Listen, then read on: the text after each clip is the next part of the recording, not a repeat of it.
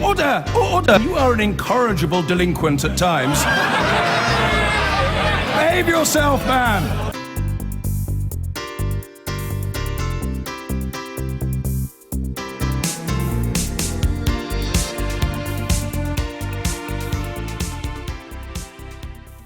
Where I would cautiously suggest that the dust is beginning to settle post-referendum. So we will turn our attention first to the political story that probably would have concerned us for the longest time if we hadn't been in such a strange period of British political history. The Labour Party, it's absolute dysfunction. It's quite incredible to reflect that you now have a scenario where the deputy leader has called upon the leader to leave. The leader has had a vote of no confidence issued by just about every member of the parliamentary party going, and yet he's refusing to hit the road, Jack. He's going nowhere. And today, it probably will reach critical mass. Can we do this? I think it's time for a new type of broadcasting. It's time for a new kinda broadcasting. Can we do this today without anyone getting angry? It's so exhausting. All the anger that's out there at the moment. Anger about this, anger about that, fury about this, fury about that. The Labour Party seems to have become an absolute crucible of rage at the moment, and no one really has been able to tell me exactly what it is that everybody is so cross about. That's such a strange state of affairs. It seems to me fairly obvious that Jeremy Corbyn can't win a general election. Cue rage. But why is it fairly obvious that Jeremy Corbyn can't win a general election? Because his approval ratings across the country are giving Michael Foot a run for his money. That just seems to me to be an inalienable truth. And yet, there is a very loud, very noisome, very motivated, very mobilised movement within the Labour Party that considers Jeremy Corbyn to be some sort of messiah. And those of us who can't quite see it have been cast in the role of traitors, cast in the role of enemies, cast in the role of, if you like, conspiracists. You just can't see what it is that other people see. First time we had this conversation was 9 months ago. Do you know that? 9 months ago we sat here and just tried to open the phone lines to clarity. Okay, what is it you see that everybody else can't? We got nowhere. 9 months later, I would argue it's probably worse than it was then, with the people on side, the choir even more converted, and the rest of the congregation even more confused about what it is you think the future holds. That might well be the question we go in with first this morning at 5 minutes after 10. What do you think the future holds? Because today, I've got to tell you, Tom Watson, the deputy leader, will or is due to meet with unions. There's no guarantee the unions will meet with him. He's hoping to turn them into the lever that will finally ease Jeremy Corbyn out of the leadership. The desire still is to see the man walk away rather than face a battle which, if he wins, will leave the Labour Party in complete disarray, and if he loses, arguably it would leave the Labour Party in slightly less complete disarray. He's going to meet with the unions, and the hope is that they'll come to some sort of arrangement under which Jeremy Corbyn can depart with dignity intact. But last night, after meeting with the Parliamentary Labour Party, he didn't even go to the meeting, Jeremy Corbyn. He stayed in his office and did a sort of Skype broadcast to 1,000 people in, I forget where, somewhere up north. And I don't mean that in a derogatory sense. It just genuinely slipped my mind, slipped my memory. You have a situation that could be loosely described as complete chaos. It is absolute chaos. Now, because of the referendum, because of the Tory leadership contest, there's no problems there. They're picking a leader. It's fairly straightforward. If they pick Andrea Leadsom, the Conservative Party will get a taste of what the Labour Party is going through at the moment, i.e. a leader that is not wanted by the massive majority of the Parliamentary Party, but she could end up being inflicted upon them by the membership. The numbers make that unlikely, but you never know. It'd be a bit like Liam Fox winning, actually, having Jeremy Corbyn in charge. It's as if the leader that nobody from the Parliamentary Party wants is leading the Parliamentary Party. Now, I don't want to fall out with you if you're a Corbynite or whatever word you're more comfortable with. I don't want to insult you at the outset by using the wrong phrase to describe you. But here are the things that we need to address, I think. If, whatever your politics might be, you need a strong opposition in British parliamentary politics, and if Theresa May is going to be the next leader of the Conservative Party, you do genuinely need a strong leftish opposition. You need an opposition that will stand against her desire to shrink the state. You need an opposition that will stand against her avowed desire to provide tax cuts for the rich and wealthy, and presumably pay for it with even further dilution of public services and public safety nets. You, however, have now a situation where that opposition is being provided by a party at the helm of which two men can't, it would seem, share air together. And again, it won't last, this new kind of broadcasting that I'm trying to launch this morning on the radio. It won't last. It might not even last till the travel news. But the point is this: I want clarity and understanding rather than necessarily to win an argument. And here's the thing. Is it just the case? Is it simply the case that the Corbyn constituency don't care about power? That they think they've found a man, albeit a man who, to my mind, and I'm sorry for saying this, but the day I start moderating my words, because I'm worried about the effect they might have, is the day that really we're castrating the media. So here's the thing. To me, intellectually, the man is deeply unimpressive. Intellectually, he is deeply, deeply unimpressive. He's very, very good at... What is he very good at? He's clearly very good at making people who feel that the Labour Party has moved too far to the right. He's very good at making them feel that it's time to move back to the left. Now, I can see the sense in that. I really can. But you can't do anything anywhere if you're not in power. So I'm trying to find that little magic key, that oyster knife, to use a metropolitan elite analogy. There's nothing elite about oysters, I should add, but still, you're trying to find that shucker, that little knife, not shakaramana, the knife you use to shuck an oyster, just to open it up and to see what you see. Because what the hell is going on when you have Her Majesty's opposition at a time when the government desperately needs to be held to account? Her Majesty's opposition really, they're almost having a fight in an empty room. What do you think is going on? Can you explain it in a way? I'm a politics watcher, and the only conclusion I've got is that the Corbyn camp don't care about ruling. They don't care about winning general elections. They don't care about being in government. Now, it may be that that is a noble and principled position to adopt. But what's the point of being in politics if you're not pursuing power? That's all. That really seems to me to be the absolute crux of this entire mess. On one side, you could argue Blairite Labour had sacrificed too much principle in pursuit of power, and I would agree with you, actually. Sacrificed too much principle in pursuit of power, so you weren't even sure what they stood for by the time he left Downing Street. Gordon Brown signalled a return to the politics of principle, if you like, rather than pragmatism, but look where that got him. So that's it, isn't it? There we go. We're making progress already.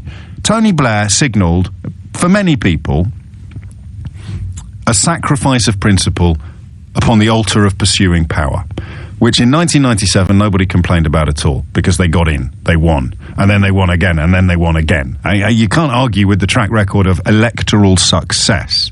But when you survey the last 20 years of British history, you would struggle really to prove that there'd been anything remotely left-wing about government at any point in it. Tony Blair, to all intents and purposes, really was all of the things that the Corbynites accuse all their critics of being. He was, in a way, closer to Conservatives. He called himself, not the heir to Thatcher, obviously, but that notion of bringing in business, free market. He was not a left-wing politician in the traditional sense of the word.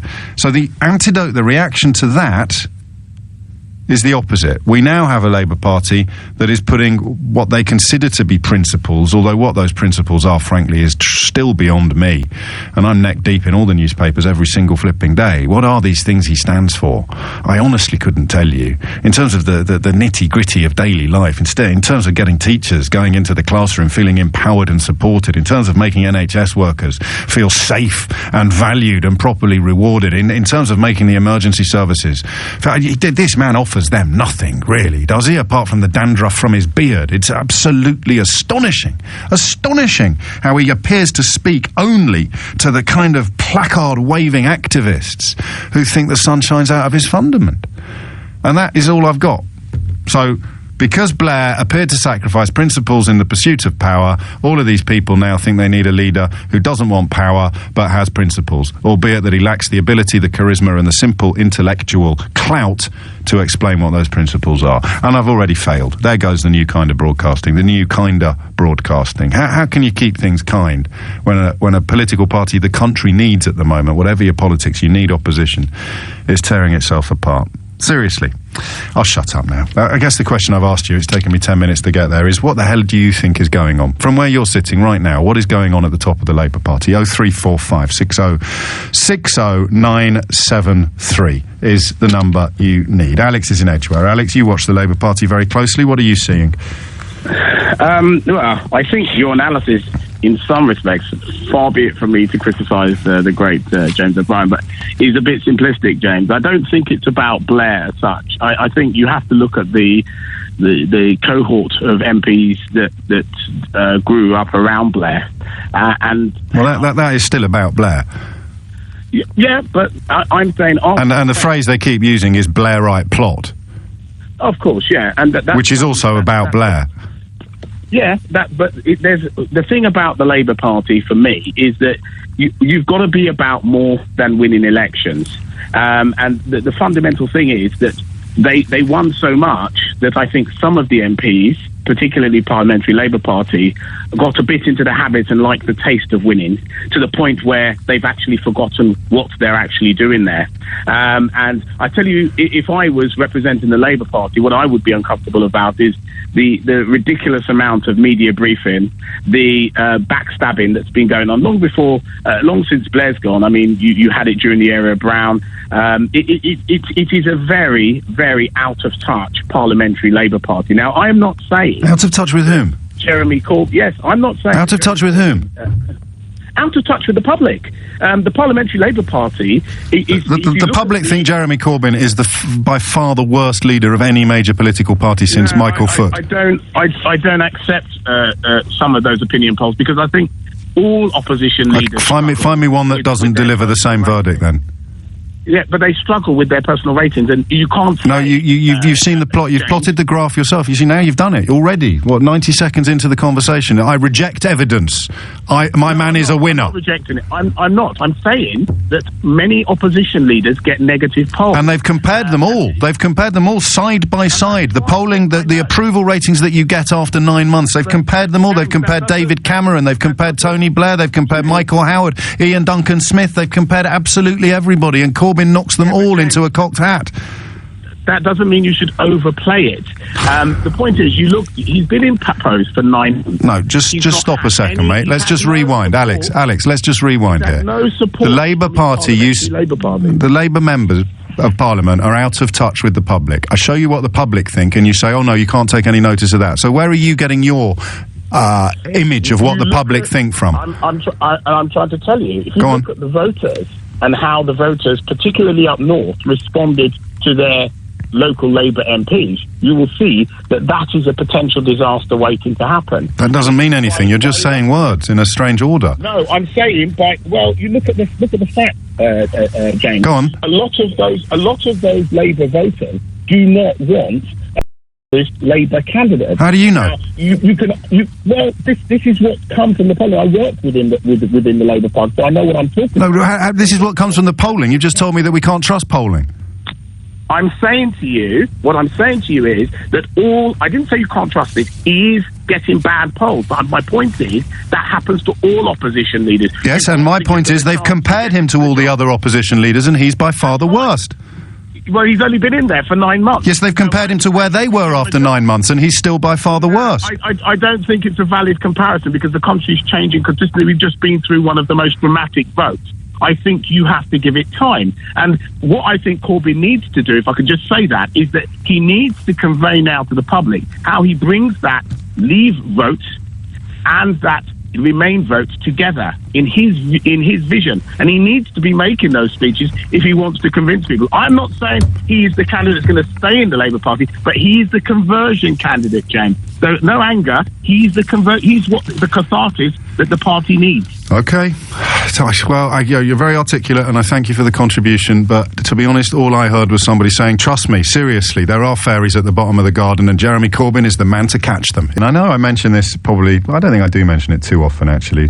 We don't really invite political experts or journalists, apart from our own editor, Theo Ushwood, onto the programme, and the reason for that is, actually, it's never been clearer than it is today. Some of the analysis coming in via text and tweet is better than anything I've read in the newspapers. Straight up, hand on heart. I'll share some of it with you imminently. In the first instance, though, I want to hear your voice, and you can achieve that dizzy goal by dialing 0345 6060 973. Let's go to Borehamwood. Tevi's there. Tevi, what's going on at the top of the Labour Party? Well, it's obviously a problem. I mean, I'm not a Labour supporter. Having said that, as David Cameron said in Premier's Questions, it may be very good for his party to have someone like Corbyn in charge. Good for Cameron's party. Good for Cameron's party. Yeah, it may be good for Cameron's party to have someone, but on the other hand, it's not, because even if I, at the moment, support the Tory party in government, no government is ever perfect. You need a strong opposition to counteract that, because anyone who gets too much power, it's never good, even if you agree with most of their points. There's also an issue here that it's not, in my mind, a coincidence that the mass anti-Semitic problem that's raised in the Labour Party has come about and manifested itself so much more strongly since Corbyn has taken over. Mm-hmm. That's not a coincidence. There's something there. No, but some people would say it was a media conspiracy, and I mean, it's tinfoil hat territory now, which I haven't seen in the Labour Party in my lifetime before. Maybe I was too young, actually, during the militant tendency days, but people would claim that there is no anti-Semitism at all. It's all being concocted by, well, they'd even, some of them go as far as to say, by journalists like me who are doing the bidding of their Zionist paymasters. Well, that story has been going on for years and years. I mean, without being too overly dramatic, yes, the reason that the Nazism came up was because the Jews had all the money, and the Jews ran the banks, and the Jews ran the press, and the Jews ran this and that. So it's not a new story. That story is as old as the hills.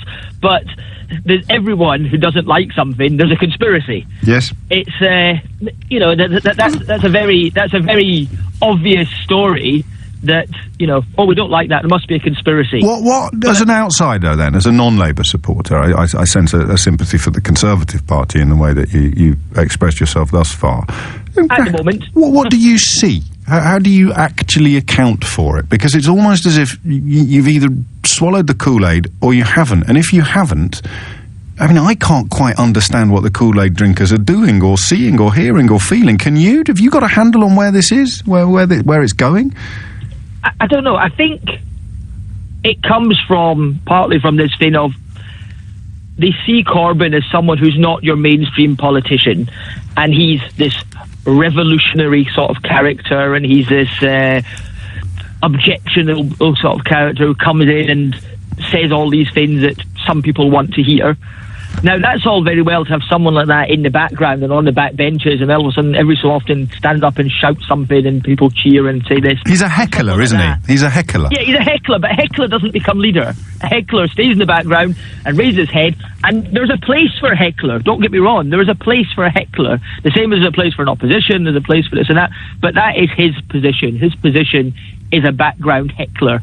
You don't take the background heckler or the adjutist and make him the leader, because it doesn't normally work. No, that is how it looks from the outside, and that's not somebody who is drawn to a Labour vote at the moment. For people who are drawn to a Labour vote, it's just as baffling, unless you're completely on side, in which case he is the Messiah. It's quite bizarre.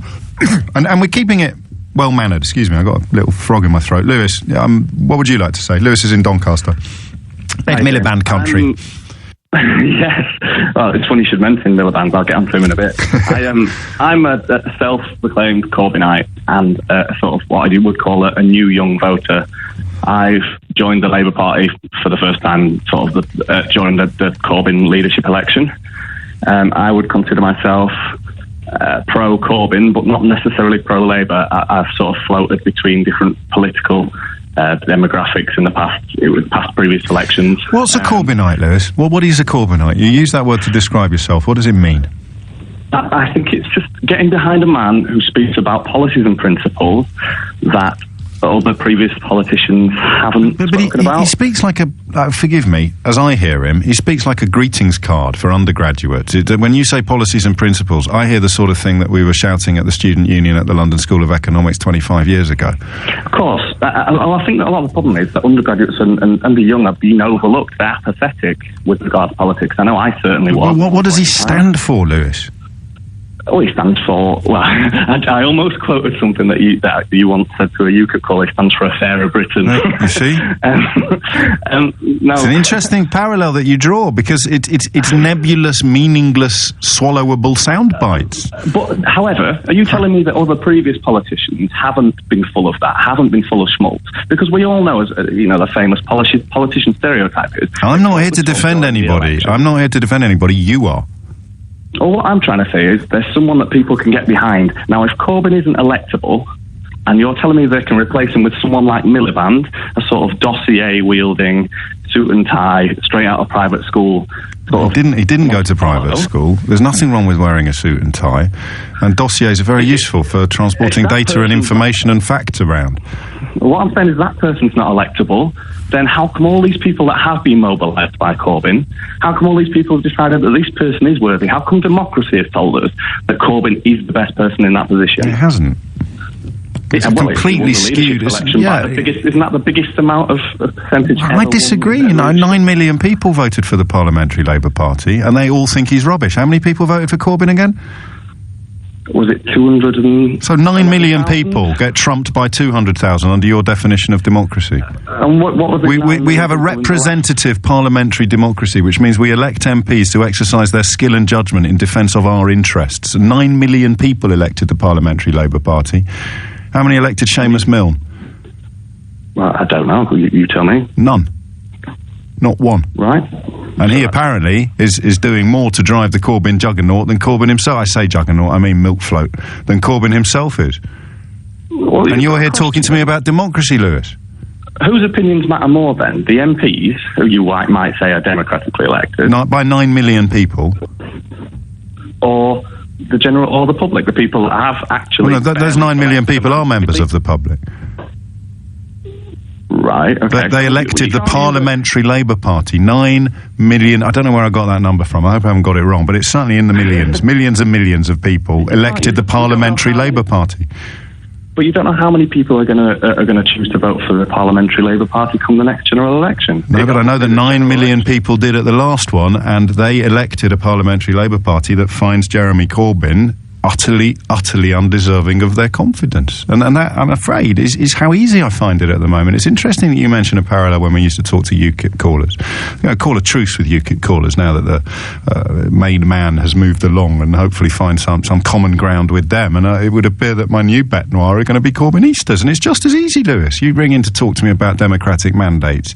You've got a completely skewed leadership election that was bought and sold by people joining the party 10 minutes before the votes were cast in return for £3 versus 9 million voters in a general election electing a Parliamentary Labour Party. You don't win the democracy argument on any day of the week. You just don't. And yet, I see that so clearly, and I know you go away utterly convinced that I'm a complete, nearly used a slightly inappropriate word there, tool of the establishment. There you go. I was going to miss the of the establishment off the end. I think the confusion is probably best summed up by this question. Whether you love him or loathe him or remain gloriously ambivalent about him, what do you think Jeremy Corbyn wants to happen next? And if you can't answer that, you get an idea of the despair that's sweeping the Parliamentary Labour Party. If you can answer it, and your answer includes splits, deselections, or worse, then you get an idea of the despair that's sweeping the Parliamentary Labour Party. Look across the House, see a party that should really be absolutely on the back foot post-referendum, and it's 7-8 points ahead in the polls. And I know you can't take polls as gospel, but they're all we've got for indications of which way the wind is blowing. Well, what do you do to make sense of the Corbyn situation? 0345 6060 973. Teachers are on strike today. We'll get onto that later in the programme. They're not on strike for more pay. It's very important, this. They're on strike because the amount of money per pupil that schools receive is going down in real terms, as politicians like to say. I think we can just translate that as in real life. And therefore, they feel our children are getting a bum steer from government. It's one of my catchphrases now to say that if you support every strike, you're stupid, but if you're opposed to every single strike, you're even more stupid. When the teachers come out and say that the Treasury are effectively compromising our children's education, where's the logic in not listening to them? And if they hadn't gone on strike, we wouldn't have heard them at all, would we? 10:35 is the time. Back to Corbyn. Jonathan's in Esher. Jonathan, what would you like to say? Morning. I kind of got a bit of a thing for Corbyn, that he obviously is a man of principle and feels that he's been elected by probably the largest mandate, unless you're a Chinese leader or Putin or someone like that. He definitely has the right to be in the job. Now, the fact that 40 people which job? As the leader of the Labour Party. The Parliamentary Labour Party? Well, the whole thing, because the 9 million people you're referring to had the opportunity to vote, to pay £3 and didn't bother, so they don't get a say. In the same way that I didn't pay £3 and vote for him, I don't really get a say, but the people who did, that felt strongly enough to vote him in, that is a democratic process. You only need to have a democracy is having one more vote than the other guy. No, I know how maths works. The question is really about the tension between principle and power. I mean, what do you see? Do you see a future Prime Minister when you look at Jeremy Corbyn? Personally, no, but there are people that do, and they voted for him. But they don't. They tell me they don't want him to be Prime Minister. They think it's more important that he stands up for his principles. Then when they have another leadership election, they have the right to vote him out. And that's democracy, and that's the purest form of it, and it's brutal in politics, and I'm trying to come to an understanding of people who don't care about winning elections. They care only about they don't want to run the country, they just want to run the Labour Party, and I don't think you can go on. I think Jeremy Corbyn absolutely would try and run the country if you gave him the job. I don't think he'd be any good at it, and I wouldn't vote for him. However... No, I know, mate, with respect, Jonathan, I don't need a lesson in how democracy works. I understand why he's leader of the party, but if you've not got an insight into what he'd be like as the leader of the country, or you don't think he'd be a good one, you're not really going to help me come to a conclusion that things aren't quite as bleak as many in the Labour Party, Parliamentary Labour Party, think. Of course, getting one more vote than your rival is how you win elections. Thanks for that. 10:37, John's in Wickham Brook. John, what's going on?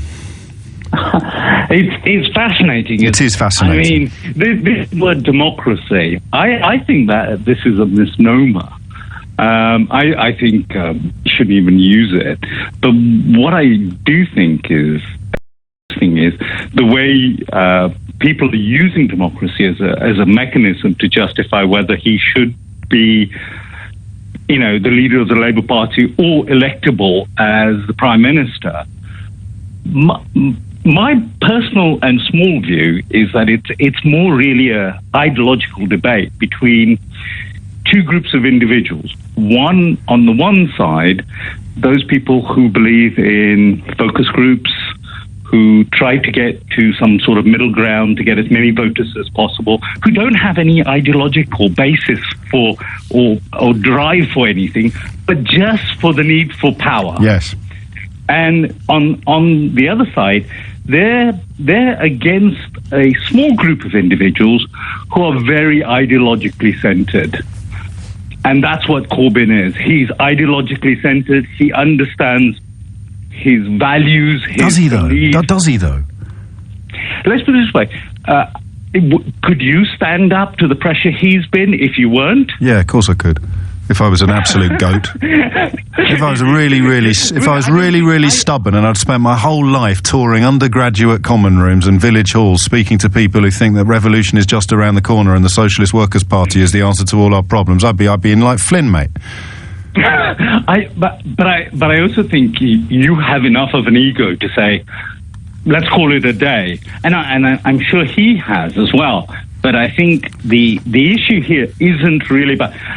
I prefer a Labour Party which is ideologically driven, that actually has some values. I'm not of the Chaka Omuna, Burnham lot who just think, let's go and ask the people and they'll tell us the time and we can just present those as our ideas. You're my favourite. You're my favourite, John. You're my new favourite caller. Because I think you've distilled it really cleverly, and you haven't made it sound suicidal to be ideologically driven, but surely the answer is to have the pursuit of power taking primacy and the ideology being fed into the pursuit of power. And also, how are you ever going to get your ideology on the board if you've not got any power? The thing I like to look at is if Plato was alive today and we asked him which one would he choose, I'm sure Plato would sit there and say, I wrote The Republic, I spent a lot of time thinking, pick on Jeremy Corbyn, screw the others. Yes. I know you were already my favourite, but bringing a bit of Socratic dialogue into the equation has just pushed you right over the limit. You're right over the mountaintop. Thank you very much. No, you're very welcome. There you go. And that's the problem, right there. Right there. Blair, rightly or wrongly, is seen as someone who didn't really have an ideology. All he had was a game plan to win elections, which he did 3 times. Corbyn is the polar opposite. Apparently, he's absolutely drowning in ideology, but he's not going to win a general election in a billion years. How do you know that, James? Well, I tell you what, if he does win a general election, then I will apologise.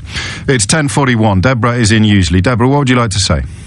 I'd like to say that I think it's about whether or not we continue with austerity as an economic policy, and Jeremy Corbyn has formulated that with his leadership team to make sure that gets put across effectively. And he has opened up economic policy decision making, whereas under Ed Balls, economic policy was sort of like done to people in the Labour Party and supporters. It just got decided and handed down from the mountaintops. Yes. They've actually. So what is the key anti-austerity plank of Corbyn's policy then? To invest more in public services and to start to prepare the labour market for the future, where you have an increase of risk of robotics, for example, taking over people's jobs. To invest more of what in public services? Invest more money in public services. And where does that money come from? Given that the national debt is currently Guinness Book of Records territory. That comes from making sure that you involve people in economic decision making so that they So we raise money by involving people in economic decision making. This is peak Corbyn. Pardon? This is peak Corbyn. We're going to raise money by involving people in economic decision making. Tax avoidance, measures to tackle tax avoidance so that big corporations, which is particularly important now that How are you going to do that if you're never in power? Well, I think it's perfectly likely that he will be in power if he continues to articulate what people are actually concerned about, which is the problems connected with public services, which is the problems connected with tax avoidance. We've got a situation where Andrea Leadsom is so scared of her tax returns that she won't even release them until she gets to be on the final 2. She can't be that scared of them, but they will show presumably that her company, who knows what they'll show, that she's received donations or incomes involving trusts and legal methods of tax avoidance, which I mean, I agree with you when you see what Google are doing and when companies like that are doing, but it just doesn't really stand up to scrutiny in the real world, Deborah. What figure has Corbyn put on the amount of money he can raise by clamping down on what you describe as tax avoidance? Well, billions. Can I just say... No, you can't just do that, Deborah. You can't just say, well, billions, now let me move on. What figure has the Messiah put on the number that you say will deliver improvement to the public services and a reinvigoration of the workforce that's currently under threat from robots? Well, now we're in a situation where... Have we got a number? I haven't got a precise number to my hand. But you know that he's right. Now we're in the situation where we're leaving the European Union. There's a lot of court cases in the European Court of Justice that are about tax avoidance by large multinational companies that the European Court of Justice found in favour of the large multinational companies. That money needs to be brought back into the UK economy. That's simply not true. Name one company that's lost a case like the one you described. No, they're in the process of going through. Well, you just said that they lost. No, Her Majesty's Revenue and Customs has lost court cases. Yeah, against who? And I don't know them off the top of my head, and I do apologise. Oh, that's fine. I apologise for badgering you, but this is where politics is now. You just say something because you think that it's true, and then someone like me comes along with his mischievous establishment ways and says, is there any evidence for backing up what you've just said? It's the opposite of UKIP. Is there any evidence for claiming that immigration has ruined your life? No, none whatsoever. None whatsoever. Is there any evidence for believing that Jeremy Corbyn can somehow make multinational companies come here, open offices, do business, and pay more tax than they would do in France? No, I've got no evidence for that whatsoever, but I know that I'm right. 10:45 is the time. This is post-fact politics, and Jeremy Corbyn is the poster boy for it. If Tim Peake had been somehow unable to access news sources during his sojourn in outer space, and he landed a couple of weeks ago and walked into the lobby of the House of Commons and asked whoever was there, just explain what's going on in the Labour Party. What's going on then? What would you say to him?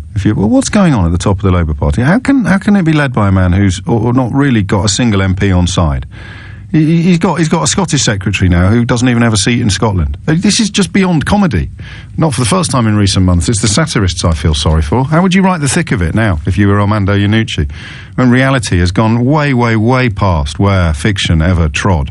So you've got what? You've got a shadow Scottish secretary who doesn't have a seat in Scotland, yeah?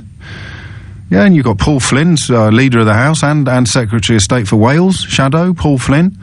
He's the oldest, nothing wrong with being old, by the way. The man's in his 80s. It's fantastic. It's a great example to us all.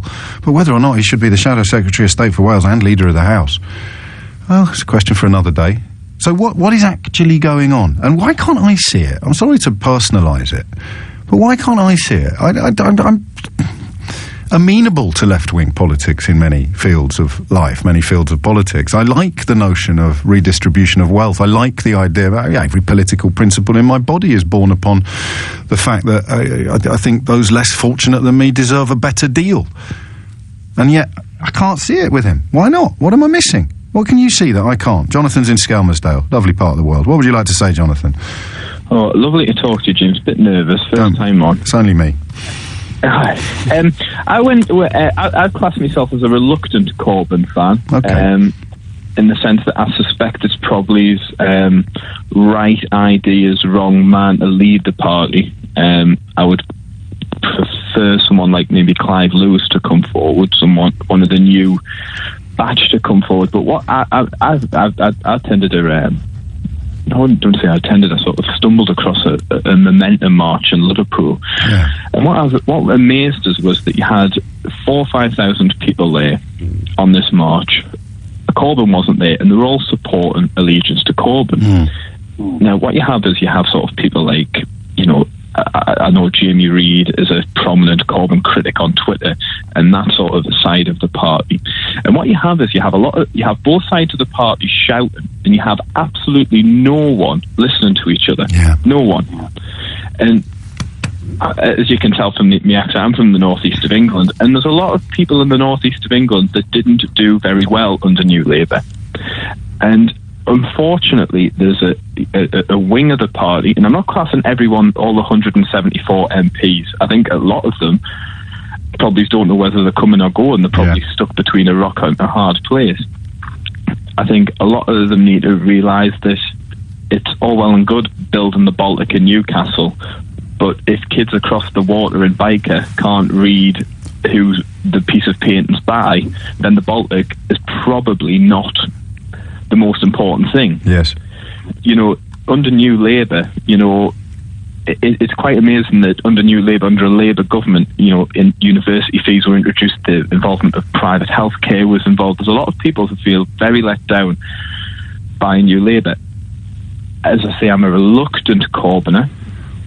I would probably prefer someone else leading his ideas. But so you think he is going to take from the rich and give to the poor? I'm sorry to be simplistic, but I just want to get something I can hang my hat on. Honestly? Yeah. I think... Well, no, because I don't think he would win an election. However, if, as a Labour Party member, if you were to put me... If you were to give me a ballot and say, right, you've got the option between Tristram Hunt and Jeremy Corbyn, who you vote for, whose policies do you agree with most? It's Jeremy Corbyn every day of the week. Fair play. And that puts me in a really difficult situation. Because what do? Do I sacrifice my principles? Do I sacrifice my Oh, man, you're spoiling me today. The calls are, this is 20 times better than anything I've seen from the so-called professionals. Surely the answer is, to coin a phrase popular with Tony Blair, surely the answer is the third way, isn't it? Someone who actually recognises that politics is a dirty business and also recognises that huge swathes of traditional Labour support feel terribly let down at the moment. Yeah. Do you not think, though, that, James, that people like Corbyn, people like Farage, sorry for swearing, and the Green Party are severely let down by the electoral system? Oh, well, probably. I mean, but that's a conversation for a different day. That referendum was lost. Yeah. Well, yeah. But the problem is, I suppose, Corbyn couldn't ever redistribute wealth because I suspect he would never get into power. And that is why I'm so baffled by people like you who describe yourself as reluctant Corbyners. So I reluctantly support a man I don't think will ever be in charge. But what I'm saying is that if someone come forward, Owen Smith, someone, I don't think well, I suppose we'll see this time tomorrow, but I suspect Angela Eagle may have a millstone round her neck of the fact that she supported the Iraq war. Well, Chilcot tomorrow, of course, is going to be very interesting. Although, to be honest, supporting the Iraq War at the time, 2020 hindsight is a wonderful, wonderful thing. But this notion that people were aware that the dossier was dodgy, this notion that people had some sort of special insight into what was going on across the country that was denied to the Parliament is a little bit silly. 2020 hindsight is a wonderful thing. But she also voted to introduce university fees. I mean, it's bizarre that the Labour Party, done that. In my opinion, yeah. I don't think we should, and I think that's why I think that it should be a new man or woman from the last sort of. Do you know? I think you've nailed it. Because for me, the problem is this: there's nothing new about the man at all. The man he is just literally punting the politics of Michael Foot. And I can see why it's attractive, and you've made a great case for explaining why you find it reluctantly attractive. But that is what we're doing. It's just we're just going back to the days of the donkey jacket. Yeah, New Labour's dead, Old Labour's dead. There has to be a mixture of the both. There has to be a fine balance of both, and that's where I think both sides are shouting and no one seems to be listening. Then you've got, I don't want to say people like me and make it all about me, but I'm sort of stuck in the middle going, well, yes, I agree with a lot of Corbyn, and unfortunately, Jamie Reid, and a lot of these people, I use Jamie Reid as an example because he annoys me so much on Twitter, but yes, he's very prolific. But there's these people that say, no, we know what is electable. And I find it bizarre that these people who were in high Gordon Brown's Labour Party, Ed Miliband's Labour Party, who lost elections, that pretty much lost Scotland, is now telling people, no, this isn't electable. Now, I think they have got a point to a certain extent, but at the same time, what you were offering wasn't electable.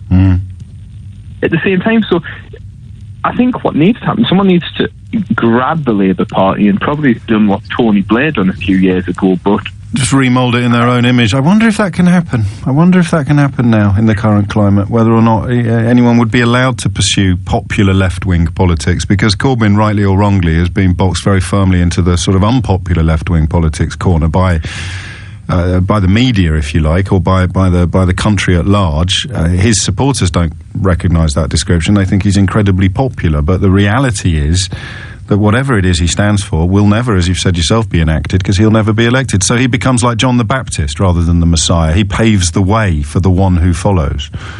A quick point before I go. I think the problem is with the Labour Party is that, people like me could sit with Tristram Hunt and all these, and we could have a list of 10 policies. We'd probably agree on 5 of them, come to compromises on 3, 4, and disagree completely on 2 and 5. And to quote that MP who tragically lost her last life, there's a lot more that unites us than divides us. But are you surprised by the rancour when you were on that march? Because the visceral, real hatred that these so-called Labour Party supporters have for people who've dedicated their lives to the Labour movement is really ugly. What do you mean? The people who were on the Corbyn march? Yeah, these Momentum lot, the Socialist Workers' Party in all but name, they seem to despise MPs who've dedicated their lives to the Labour movement, because I can't put my finger on why they despise them, because they haven't swallowed the Kool-Aid. They're not signing up to the Corbyn fan club. Well, I suspect they've got their own... what do they want, Jonathan? What do they want? Do they want to be in government, or do they just want to give a bloody nose to all the people that kept Tony Blair, did that terrible crime by winning 3 elections? Yes, but I suspect it. But the problem is that Tony Blair won 3 elections, but there's a lot of people, during those 13 boom years, didn't feel. No, I get that, and you've articulated that brilliantly. And I mean, I don't know anyone who really feels that they've sort of been moving up the ladder of wealth, except the really super rich, except the people on the Sunday Times rich list. Most people I know, even in my middle-class media bubble, look back to 20 or 30 years ago and see people who were at a comparative level in their careers who would have been, in relative terms, earning a hell of a lot more than we are now, although I don't expect anyone to get their violins out on our behalf. 10:58 is the time. I could stay with this. It's the first time we've dived into Corbyn since the referendum happened, but there is other news around as well, so I'll take your judgment on what you want to talk about next. The teachers' strike is very interesting, and these comments, you may have heard Nick Ferrari discussing it earlier. I find it fascinating for very personal reasons, but I think it's fascinating on a much broader scale as well. The suggestion that adoption from a different race can harm children is a comment that's been made by the presenter Nicky Campbell, who hosts that ITV show Long Lost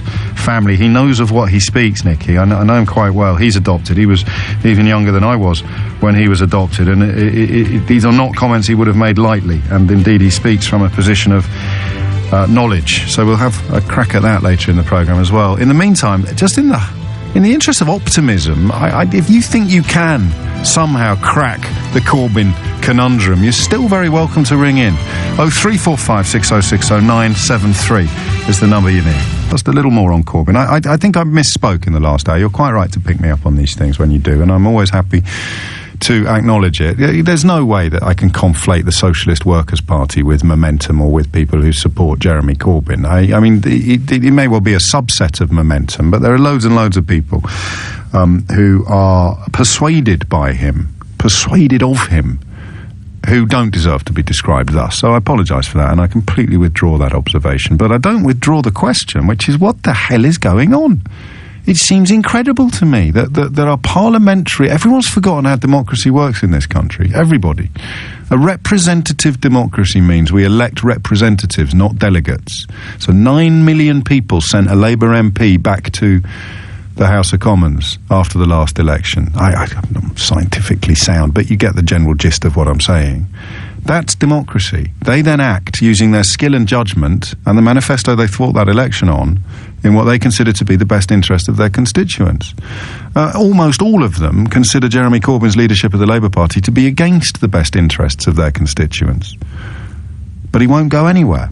And here's Tom Watson's problem. If you don't read Paul Waugh in the Huffington Post, you really should. He's one of those political journalists who manages to combine expertise with accessibility on an epic scale. And he writes today, there's the big problem for Tom Watson. Even after his one-on-one 20-minute meeting with Corbyn yesterday, which was the first time Watson told Corbyn to his face that he should quit, it's the deputy leader of the Labour Party we're talking about, a fully paid-up member of the Gordon Brown Politburo. Tom Watson is no Blairite.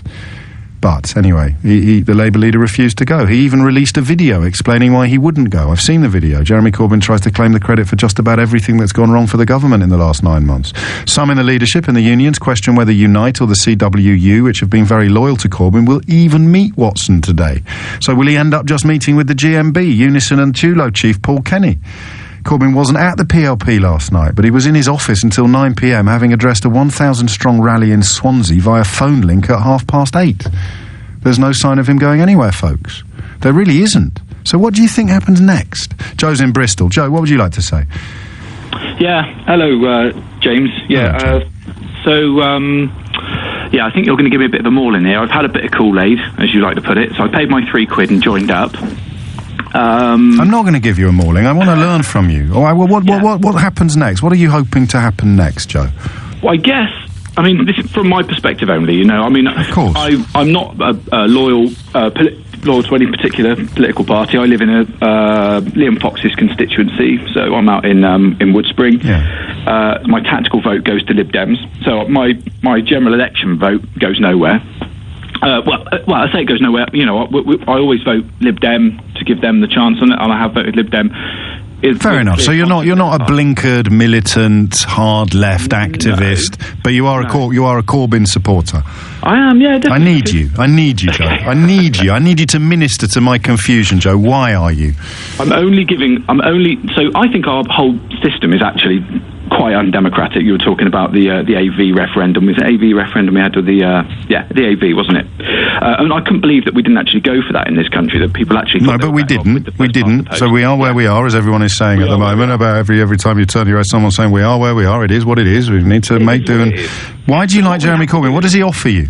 Yeah, so, well, what he offers me, I think, is just... Listen, I'm not a Farage supporter. I'm not a UKIP supporter. Stop telling me what you're not and tell me what you are, man. Well, I'll tell you what I am. What I really am. I really like the way that Jeremy Corbyn is answering questions. You know, the leadership contest, he was the only guy that was answering questions. He was saying things. I guess what you're saying is that they're quite nebulous, but actually they're very topical social issues. You know, Like what?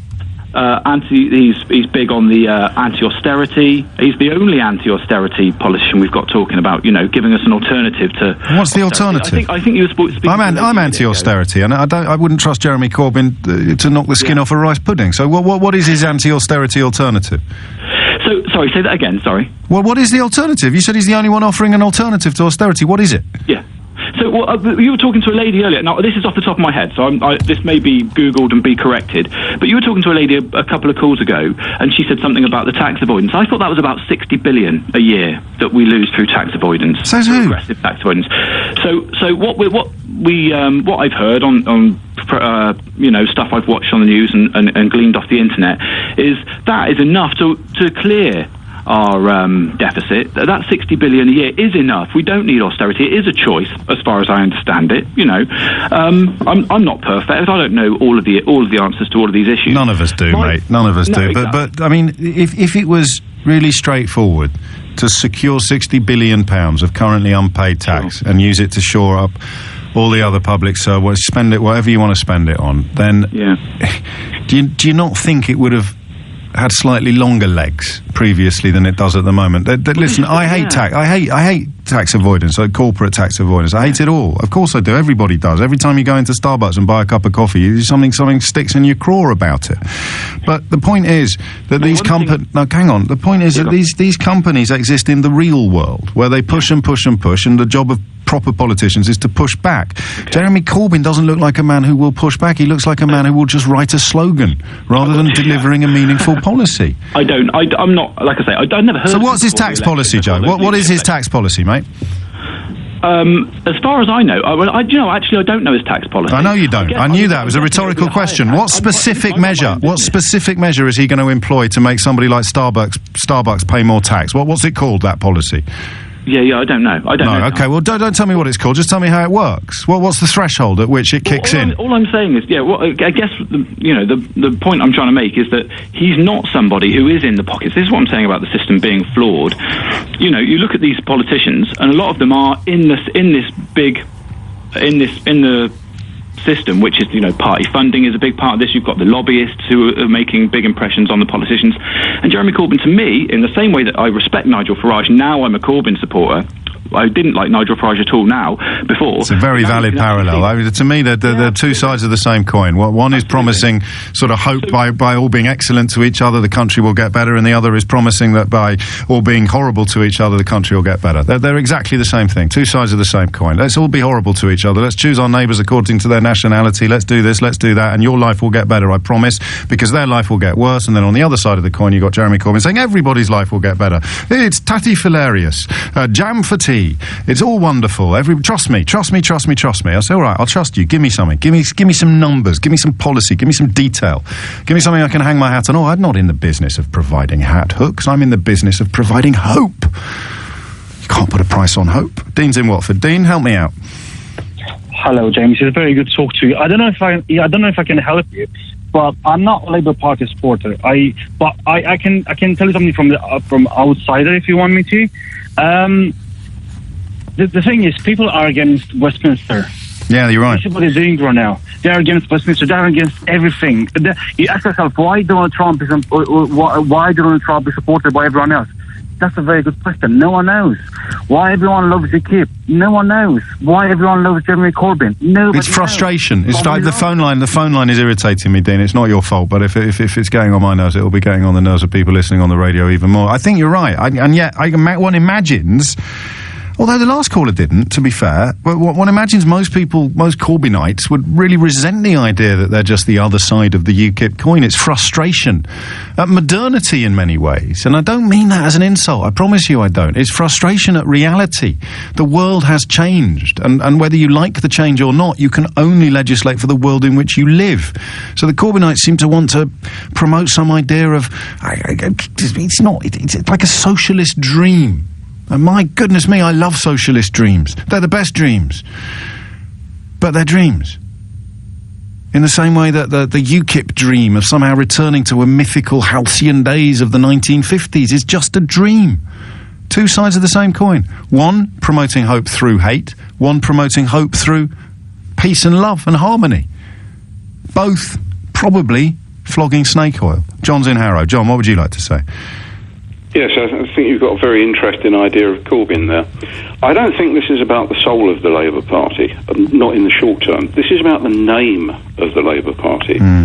If Corbyn and the neo-Stalinist left can drive out all the sensible Labour MPs, but make them call themselves something else. Yes. Social Democrats, Independent Labour, I think that party still exists, but you know what I mean. I do. The Corbynistas will be left with the name of the Labour Party, and there's still a great deal of tribal loyalty in this country. You think that's what they want? Vote for them, no matter how stupid they are. As long as he beats the Scottish nationalists, and that's almost certain, Her Majesty's loyal opposition will be the sort of people that gave Stalin a good name. That's what they're up to. It's déjà vu all over again for anybody who remembers militant tendency. Which is the notion that they would rather run the Labour Party than run the country? No, they would rather run the Labour Party to start with, but sooner or later people will get fed up with the Conservative Party, and over the next 10 to 15 years they might get in by accident, and we'll never have another vote, because anyone who doesn't agree with their way of thinking is guilty of false consciousness. Yes, which again is a UKIP parallel. No, I don't think it is. UKIP are democratic. You may not like them. I voted. No, but anyone who criticises them is guilty of false consciousness. Anybody who says, well, that's actually not true, is part of a media conspiracy. False consciousness is a Marxist concept. I've never heard it used on the right. Well, that's what I'm saying today, is that you've got two sides of the same coin, and neither of them will recognise what's on the other side of the coin. 11:15 is the time. You can call it false consciousness, or you could go down the post-factual politics route, where you just say anybody who disagrees with me must be part of some sort of conspiracy, which is why, if the referendum result had gone the other way, it would have been the UKIP contingent who screamed fix. Because it couldn't possibly be the case that reality is different from what you see. And it's the same on both sides. I don't know whether this is going to lead us anywhere helpful, but it's an interesting milestone to have passed. The teachers are on strike, and Jeremy Corbyn is not, much to the chagrin of many members of the Parliamentary Labour Party. I'm told the new shadow cabinet, has now been appointed. Do you think they got it from IKEA? They've had to cobble it together so quickly. It's now been fully appointed, but Tom Watson, the deputy leader of the party, elected by that membership we keep hearing so much about, he wasn't at the meeting.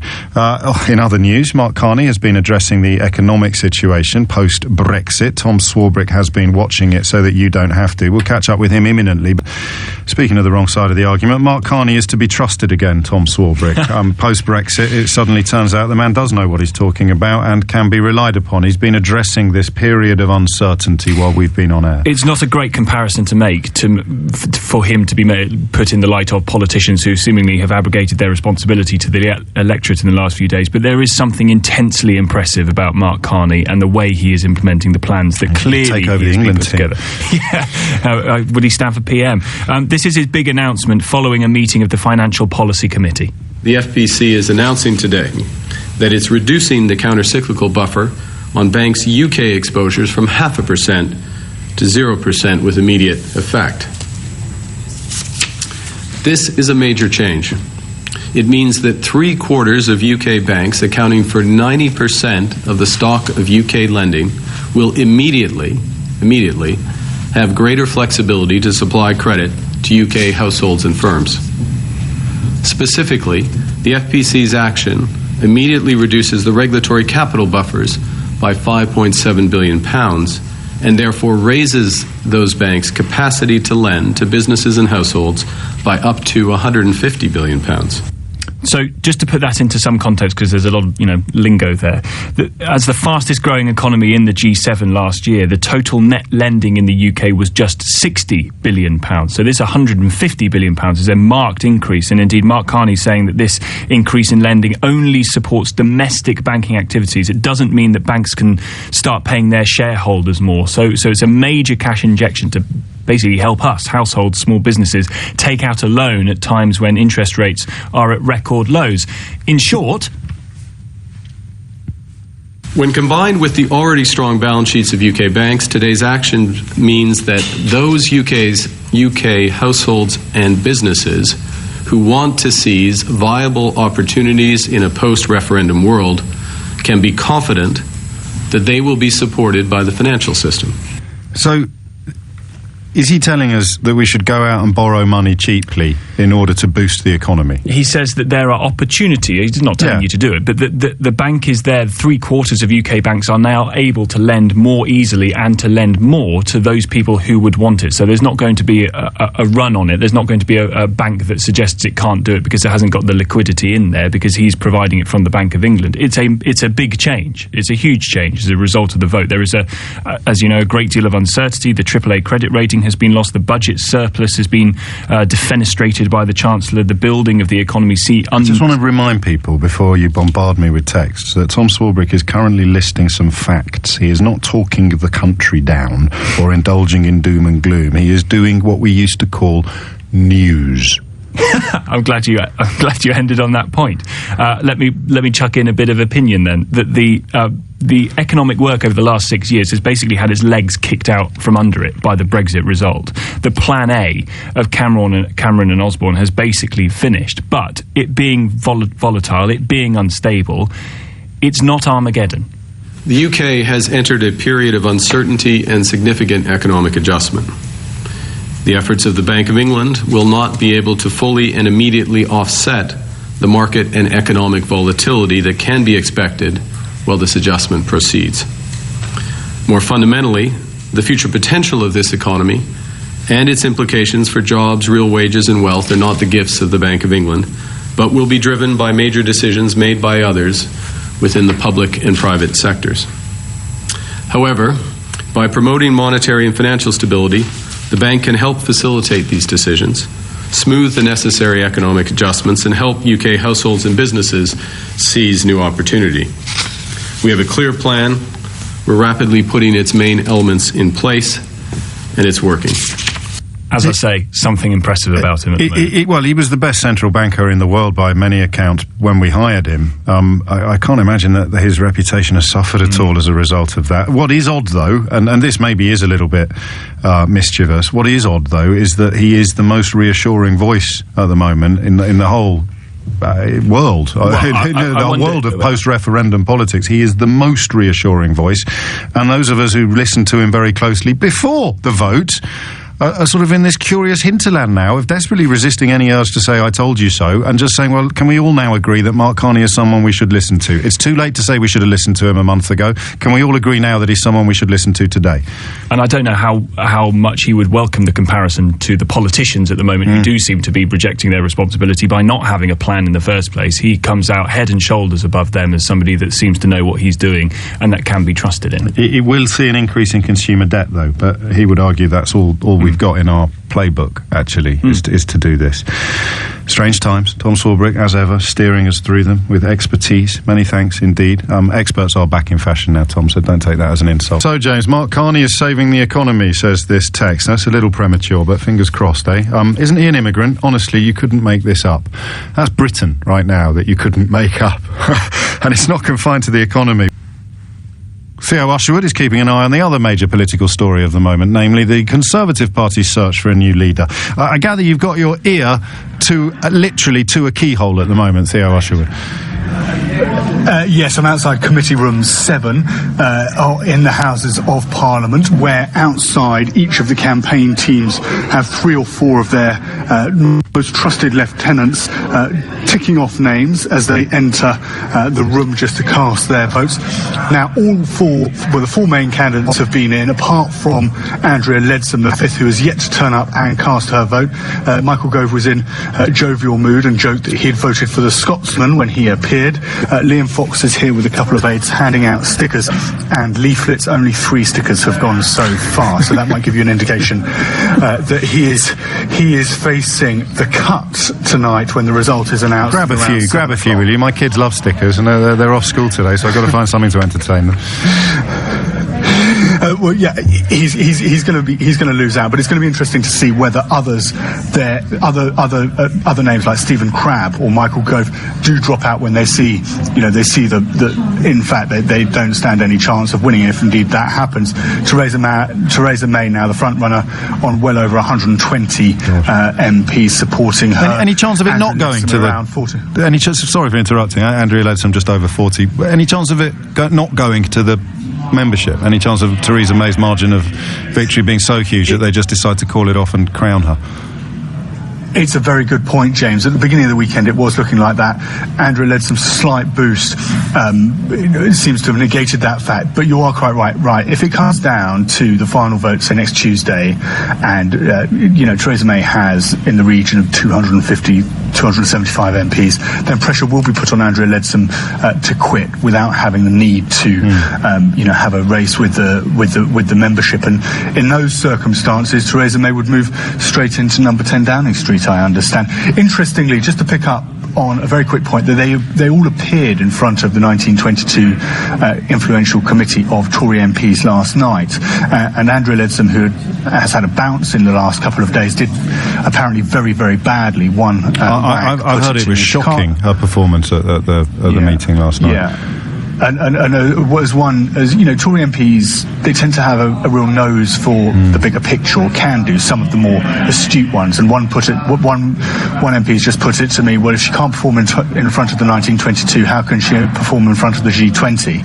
And they are very conscious that outside of the walls, these hallowed walls and corridors of Westminster, they are choosing the next Prime Minister, the next person who will fight a general election if and when that comes, in all probability. So there may be a feeling, if Andrea Leadsom doesn't do particularly well, that actually it's go with the devil in Theresa May, even though she backed Remain in the referendum. And I say that from the point of view of Brexit MPs, who previously always said there need to be somebody from their camp on the ticket of the final 2. Not much rancour. I've got to stop saying that word. One of these days I'm going to come a cropper. There's not much vitriol. I guess it got maybe expended when the Gove-Johnson dynamic went nuclear. There doesn't seem to be much personal attacks. Maybe I'm wrong. You're closer to the ground than I am, Theo. The Tory MPs are fantastically practical. They don't have principles in the same way as other members, other MPs, and I'm pointing particularly towards the Corbynistas. Principles, they don't necessarily, they're not forefront in their minds. Jobs is forefront in their minds. Who are they going to serve? Who's going to be the best person to lead the party? Who can they get on? Who can they climb the greasy pole as the leader? And that's always forefront of MPs' minds I've been speaking to. And so when that feeds into this campaign, they don't want this to turn into a bloodbath. They don't want it to turn into. They don't want it to be destabilising. They want to get on, and they want Theresa May to, that her supporters want her to get on and succeed as a future leader of the party. But it's not. There's not the sense here that there is now a huge amount of appetite for a fraught campaign with, we're tearing lumps out of each other. That's sort of, you're quite right. It's been circular firing squad, and that maybe just they saw what that looked like when Gove knifed Boris Johnson and decided that probably they wouldn't go down that route. There was a point at which it looked like Michael Gove might get personal about Theresa May, and I think it's fair to say that when Andrea led some talks, as she did last night, I'm told, a lot about babies and children, she's having a veiled pop at the Home Secretary. Yes, it's not really. I think that is a point, and it was a Downing Street insider, wasn't it, a couple of years ago, who it was never attributed to a particular individual, who said, Theresa May can't be the Prime Minister because she's too cold and she doesn't have children, which went down extremely badly, quite rightly in many circles. But it's also about, I think there's a feeling that Theresa May has been in office, she's done it, and there's a feeling that Andrea Leadsom last night wasn't really talking about the issues that Tory MPs really care about, or what they think their constituents really care about, in terms of the economy, in terms of jobs, in terms of security, in terms of the uncertainty that may come with when we see the fallout from this referendum manifest itself, if it does in fact manifest itself over the summer. And Theresa May hits the right notes in that regard, talking about the frontal cortex of a baby and development. You're not playing to the right audience if you're talking about those types of things in front of 330 odd Conservative MPs. That isn't really what it's brilliant. Their touch paper, so to speak. No, as ever, your analysis is bang on. Absolutely fascinating. Theo Usherwood, LBC's political editor, because it's hard to see two parties being in more direct contradiction to each other. You have essentially a leadership battle underway here, in which every single Conservative MP is going to be very cognizant of what is needed to win the next election, while the Labour Party is possessed of identical MPs, deeply cognizant of what is needed to win the next election, but led by somebody whose core support don't care whether they win or not. And I think I get away with that, don't I, without upsetting anyone? I'll tell you what's very interesting. I'll tell you in a minute. The way that I've unfairly represented Corbyn today as somehow being involved in sound bites, it was a lazy speak on my part. He's the opposite of sound bites. But there's a brilliant piece in Private Eye where they've looked at what he actually said and then looked at what headline it prompted. And for the first time, seeing that, and having spoken to many of you today, I'm beginning to see the light a little more. By light, I don't mean I'm going to sign up or anything like that. All I mean is that you're no longer in the darkness. I'm beginning to understand why you are where you are. Some of my favourite texters and tweeters are fully paid up Corbynites, and they're too clever to be as wrong as they seem to be to me. So it's just trying to find some light. I think we've got it. We'll get onto that in a minute. Here's a beautiful text. It sums up British politics at the moment. It's I presume, written in a slightly aggressive manner. Is that the same Mark Carney who 2 weeks ago was giving dire warnings that voting Brexit was a bad financial move, now telling the world that Brexit isn't so bad after all? No, mate. That is Mark Carney, who warned us not to do it, showing us some of the things he's going to have to do to clear up the mess caused by doing it, namely to take 150 billion quid out of the nation's piggy bank and put it up for loan at low interest rates, i.e. not making a profit on 150 billion quid right there from our, if you like, savings account going into our current account. That's what you do when you're on your uppers. When you're on your uppers and your income in your current account isn't enough to keep the wolf from the door and the food on the table and the kids in clothes, you pile into your savings account, the stuff that's there for a rainy day. So that is, my friend, Mark Carney, who 2 weeks ago was telling us it was going to rain, now revealing that he's taking £150 billion out of the nation's rainy day fund. It's not complicated, unless, of course, you're wearing blinkers. And when it comes to Jeremy Corbyn, I wonder if I'm guilty of that. I'm trying to enlist your help in taking them off, and this is the most powerful aid yet. Private Eye, you really have to read Private Eye every fortnight. It's doing things that very, very, very, very few journalists in Britain can do anymore, because it's entirely independent. So Jeremy Corbyn was asked whether or not Tony Blair should face trial. That's a question that will become even more urgent, of course, with the publication of the Chilcot report tomorrow. If he's committed a war crime, yes, everyone who's committed a war crime should be. Is he going to be tried for it? I don't know. Could he be tried for it? Possibly. That's what Jeremy Corbyn said. This is what the headline said in the Daily Express. Tony Blair must face trial for war crimes, says Jeremy Corbyn. Do you get a chink of light there? Just begin to understand a little better why the fan club feel he is being so badly treated. I'll give you another example.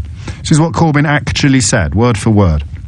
I want there to be a Labour majority government. But if there isn't a Labour majority, but a minority, and we've got to work with other parties, probably on the basis of a day-to-day arrangement or on a supply arrangement, then do that. But obviously you'd have to work with other parties to get things through. Daily Mail headline, 6th of August. Corbyn, I'd do deal with SNP to get into power. Penny dropped yet? Light come on? Okay, I'll give you another one. This is really, really interesting. I think we should talk about what the objectives of the party are, whether that's restoring the Clause 4 as it was originally written, or it's a different one. But I think we shouldn't shy away from public participation, public investment in industry, and public control of the railways. I'm interested in the idea that we have a more inclusive, clearer set of objectives. I would want us to have a set of objectives which does not include public ownership of some necessary things such as rail, which does include public ownership of some necessary things such as rail. Independent on Sunday, that headline becomes, Corbyn, I'll bring back Clause 4. I get it now. I get it better. I see what you're seeing. I still don't think that the man is prime ministerial, but I see why you think he's been the victim of unfair treatment. I'll give you another example. What is security? Is security the ability to bomb, maim, kill, destroy, or is security the ability to get on with other people and have some kind of respectful existence with them? Do you know what the Telegraph put at the top of that? Corbyn hints at Russia ties. And it doesn't end there. I've got to tell you, I do think the salary levels and the bonus levels, again, have to be looked at. Some of it is ludicrous, and so I am looking at the gap in every organisation between highest and lowest levels of pay. That's what Jeremy Corbyn actually said. Mail Online. Watch out. Corbyn targets every organisation in Britain as he vows to cut ludicrous salaries paid to company bosses. Okay, I'll just give you one more, okay? If anyone wants to express an opinion, that's absolutely fine, but I would hope that people who have served in government and many other places would actually discuss policies and not involve themselves in demolishing somebody else's character or questioning their abilities. I just think that it is a pathetic way of doing things, and they should be stronger on the policy issues. Mail Online headline, Corbyn lashes out at pathetic Tony Blair. You see, I told you we'd find the oyster shucker. We've just opened some oysters. Haven't found any pearls. At least we found some shellfish. That was my Alan Partridge tribute for the day.